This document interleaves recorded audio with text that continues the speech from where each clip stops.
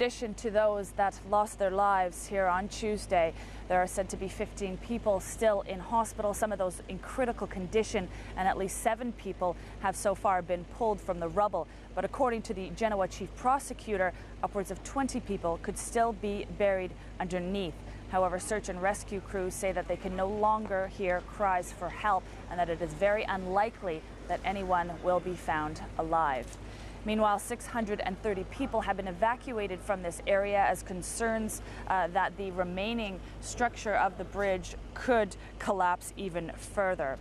Some of the coffins of those that did die were brought to the morgue's chapel on Thursday, where family members and friends could pay their respects. As well, the Interior Minister of Italy, Matteo Salvini, and the regional governor of Liguria, Giovanni Totti, spoke to some of those relatives outside the hospital earlier on Thursday.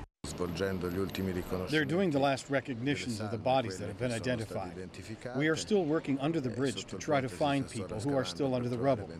We all wish for a miracle, but as time goes by, it is more and more unlikely.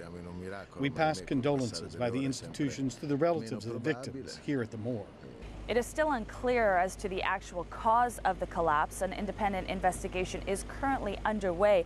But according to the Deputy Prime Minister, Luigi Di Maio, he says that he wants to revoke the license of Autostrade per l'Italia, which is the private company that was hired a while back to operate the bridge, as well as around 2,000 kilometers of road and highway in this area.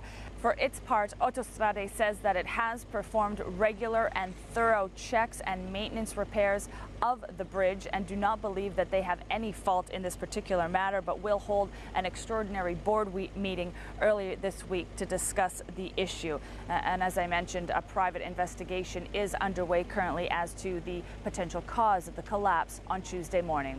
A mass public state funeral has been announced for Saturday, in which the President, as well as the Prime Minister of Italy, Giuseppe Conte, will be in attendance.